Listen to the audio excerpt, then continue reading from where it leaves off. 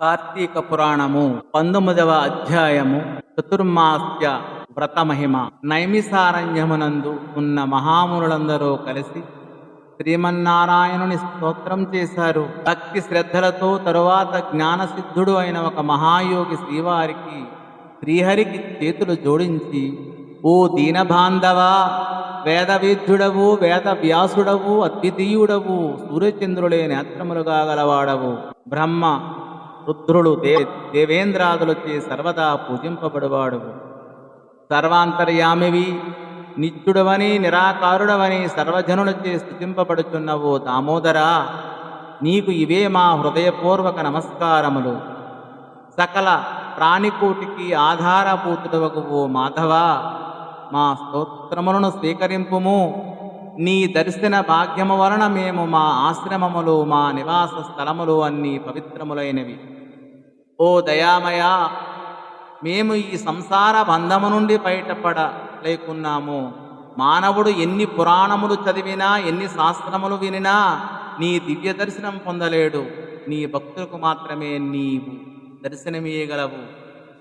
ఓ గజేంద్ర రక్షక, ఉపేంద్ర, లక్ష్మీపతి, శ్రీధర, వృషీకేశ, నన్ను ఉద్ధరించుము అని వేడుకొనగా శ్రీహరి నవ్వుతో, జ్ఞానసిద్ధ, నీ వచనములకు స్తోత్రములకు నేను ఎంతో సంతోషించితిని. నీకు ఇష్టమైన వరము కోరుకొనుము అని అన్నాడు. అంతటా జ్ఞానసిద్ధుడు ఆనందభరితుడై, సర్వేశ్వర, నా మీద దయతలచి నాకు వైకుంఠవాసం అనుగ్రహించు, అంతకు మించి నాకు కోరికలు ఏమీ లేవు అని అన్నాడు. అంతటా శ్రీమన్నారాయణుడు, మునీంద్ర, నీ కోరికను అనుగ్రహిస్తున్నాను. మునులారా, మీరు కూడా వినండి. ఈ జీవలోకాన్ని ఉద్ధరించాలనే ఉద్దేశంతో చెప్తున్నాను. ఈ లోకమందు అనేక మంది దురాచారులై, బుద్ధిహీనులై అనేక పాపములు చేయుచున్నారు. అట్టి వారి పాపమును నశించుటకు వారికి మోక్షము కలిగించే ఒక వ్రతమును కల్పించుచున్నాను. ఆ వ్రతమును సర్వజనులు ఆచరించవచ్చును. జాగ్రత్తగా వినండి అని ఈ విధంగా చెప్పసాగాడు. ప్రతి సంవత్సరము నేను లక్ష్మీదేవితో ఆషాఢ శుద్ధ దశమి నుండి కార్తీక శుద్ధ ఏకాదశి వరకు పాలసాగరమున శేషశయ్యపై శయనిస్తాను. తిరిగి కార్తీక ద్వాదశి నాడు మేల్కొంటాను. కార్తీక మాసమున శుద్ధ ద్వాదశి వరకు చాతుర్మాస్యమని పేరు.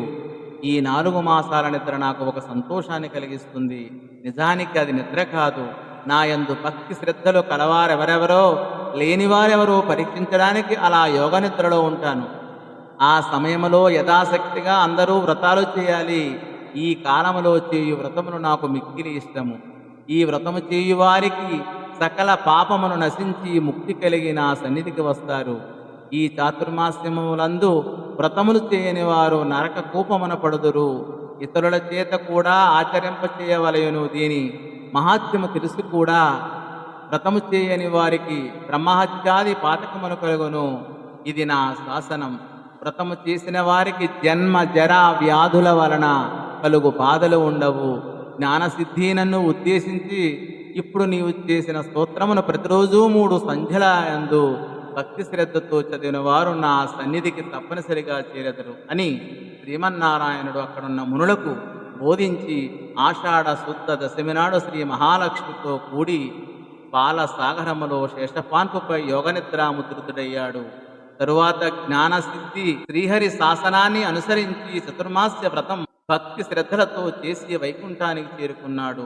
వశిష్ఠుడు జనక మహారాజుతో, రాజా, ఈ విధముగా విష్ణుమూర్తి జ్ఞానసిద్ధి మొదలగు మునులకు చాతుర్మాస్య వ్రత మహత్యమును ఉపదేశించాడు. ఈ వృత్తాంతమును అంగీరసుడు ఆ బ్రాహ్మణునికి తెలియచేయగా, నేను నీకు వివరించాను కనుక ఈ వ్రతమును చేయుటకు స్త్రీ పురుష భేదములు ఏమీ లేవు. అన్ని జాతుల వారు చేయవచ్చును.